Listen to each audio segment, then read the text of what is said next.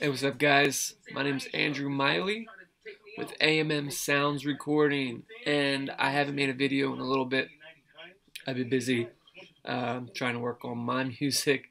Actually, I'm trying to work on my music here in my studio that I have at my house, and I'm also working with a guy named David Ivory, who produced Hailstorm, who went on and got signed by Atlantic Records after and won a Grammy due to David Ivory's record that he produced with them, and he's a really talented recording producer. He's done a lot of artists, Shinedown, Silvertide, Hailstorm, Patti LaBelle, a lot. So he's actually recording one of my songs, and you guys will be able to check it out. But right now, I just want to go over the arranger window in Studio One, just kind of go over what all the functions are and what they do. I'm not going to get into deep about each one. I'll make a video later on about all that stuff, but I'm just going to kind of go over and give you just a short description of what each tool does. So, all right, here we go. So, here we are in Studio One, and hopefully you guys can hear me and my mic's volume's up. Anyway, so Studio One, real quickly, down at the bottom here, this is your this is where it'll read out to you where you are for your whatever the hell it's called. I'm drawing a blank, but you can actually change this if you didn't know that. You can select it right here where it says seconds. Oh, there it goes. And you can change it to samples, bars, or frames if you didn't know that. Down here in the bottom left is a MIDI monitor. If you hover over it, it'll say open the MIDI monitor. This actually shows you what's going on with your MIDI. Pardon my voice. My voice has been messed up for a while. Like I said, I've been in the studio recording. Yeah, it doesn't sound good, but you might see this note on C-2 pop up on here. This has something to do with the PreSonus fader port that I have. It's always running in the background, so pay no mind to that. But anyway, that's that. And next to that, there's a performance monitor. This allows you to see how well your computer is performing with Studio One, and you can also pull that up, and you can even have it show the devices and what in Studio One is causing the most CPUs to be used. Okay, I showed you this. This is just your time-based functions. You got your go to the previous marker, or you can hit Shift B. So you can hit B, and I have the arranger track set up for my song that I'm working on here. So if I hit Shift N, it'll go to the next one like that. If I hit Shift B, it goes back like that. And that's what these do as well. Then you have just your typical rewind and fast forward. And then you got your return to zero. Man, my throat is bad. Pardon me for 1 second. I swear to God, this goes on TV. This is personal stuff, but I don't want it on the television. It's hot in here. Need a piece of gum. That's a lot better. Sorry. Okay. You got stop, play, record. This is your loop button. So if you have a loop engaged, like this, which is this gray thing up here. Oops. Whoops. Right here. You can loop it like this.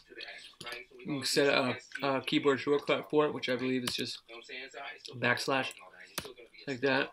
Okay, this is your left and right loop marker set. So my loop on the right is telling me the time where that ends, and the other one is telling me where it begins. Okay, now this is a wrench. This is for all your different types of ways to record. And if you hit this, it pulls up this little screen down here at the bottom, and it has different record modes. I'll get into them later on in a different video. Just know that they're there. Okay, this is record mode replace. Haven't really even used that yet. But if you want to find out what it is, go up into the manual and you can look it up and find it. Okay, auto punch. Here's your auto punch. Okay, what is going on here? Okay, this is your pre-roll. Here's your metronome settings. Now, if you click this, this is actually pre-count. And these are your metronome settings here. So this is your wrench. Change your metronome settings in here. Different sounds. This is to engage your metronome, or you can just click C. Here's your timing. Here's your tempo right here for your song. You can also click on tempo. You can click on it, quarter notes, to find either the tempo of a song or whatever, change the tempo of a song or whatever. I have the browser window open. I really didn't mean to have that open, but this is your browser where you can find all your stuff, effects, instruments, loops, all that stuff. I suggest really getting used to this for sure. But just close that. Okay, this is your arranger window. Over here is where all your tracks would be. Okay. You can actually click on this, and this will drop down your envelopes for different automation. There's 3 that are in. If you remember, the keyboard shortcut for the preferences, command, comma. If you remember this, and you come in here to automation, default envelopes for new audio tracks. I have mute unchecked. That's why it's only volume and pan, because I really don't automate mute. And if you do, you're retarded. No, I'm just joking. But, so that's where that is. And you can easily access that there. You can hit A, and this shows you which one you want to automate. So just let you know that's where that is. It shows your channel number. You can change your color here. You got mute, solo, record, monitor. This pulls up. If you double click, it'll pull up the mixer to that track, automatically opened. Let me get to this after. I have the arranger. Let me, whoops. X out of there. Okay, right here, add track. So if you want to add a track, hit the plus sign, or you do the keyboard shortcut, which is T. This is the open the tempo track.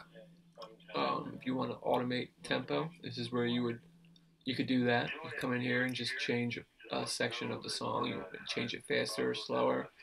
It's up to you.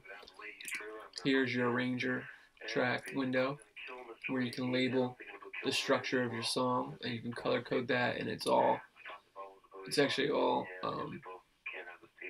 it's nice actually in the inspector here. If you're selected on the arranger, it has this feature over here where you can look at it in a different view and be able to move it around easier and in different ways and duplicate it. Oh man, sorry. That's that. Is your marker, and I highly suggest you really try to stay as organized as possible when you're recording. It'll pay off so much in the long run, just being able to access what you're trying to access, as quick as possible.